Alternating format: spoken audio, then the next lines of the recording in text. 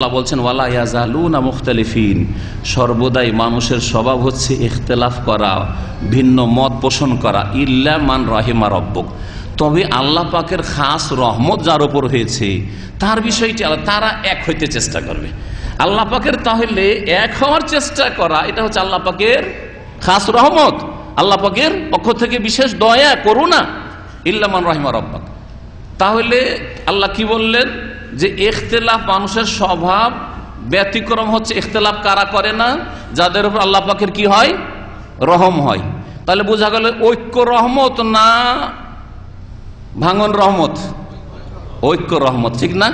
কোরআনে কারীম আল্লাহ পাক বলছেন কোরআনে কারীমে যে ঐক্য হচ্ছে রহমত আর বিচ্ছিন্নতা হচ্ছে তাহলে রহমতের বিপরীত, জহমত, আযাব, ঠিক না? রহমত যদি না হয় আযাব, ঠিক না? শাস্তি, পানিশমেন্ট।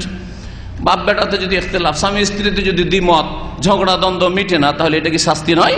অবশ্যই শাস্তি। এটা কোনো শান্তির কাজ নয়। কোরআন তো এই বলে, জাল হাদিস কি বলে?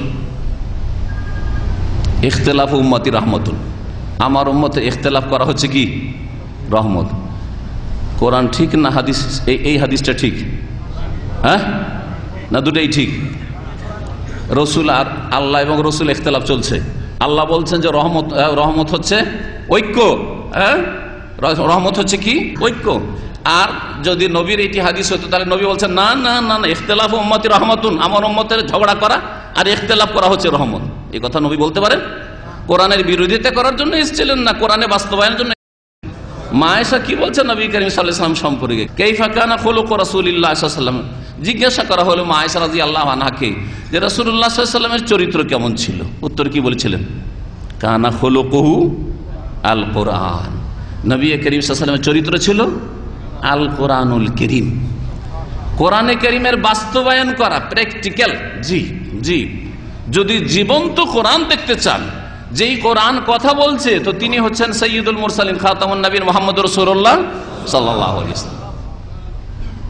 কোরআনে কারীমের কপি কথা বলবেন না, মুসহাফ কথা বলবেন না।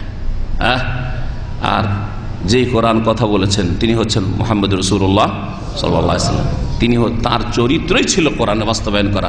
তো কোরআন যদি বলে যে মানুষের স্বভাব হচ্ছে ভিন্ন মত পোষণ করা, নানা মত পেশ করা, ইল্লা মান রাহিমা রব্বুক, তবে তোমার রব হে নবী যার উপর রহম করেছেন সে ইখতিলাফ করবে না, তারা মিলার চেষ্টা করবে, তারা মিলাবার চেষ্টা করবে, নিজেরা মিলার চেষ্টা করবে। জি, তার ঐক্যের চেষ্টা করবে। ইখতিলাফ উম্মতি রহমাতুন, আমার উম্মতের ইখতিলাফ রহমত।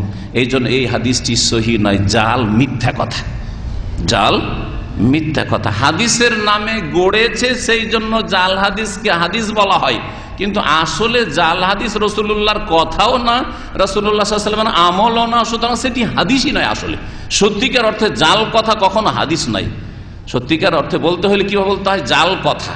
কিন্তু যেহেতু হাদিসের নামে গড়েছে গড়নেওয়ালা, সেই জন্য জালকে কি বলা হয়? হাদিসের নামে যদি গড়া হয় তো এটিকে বলা হয় জাল হাদিস, হাদিস মওযু, আসলে হাদিস নয়।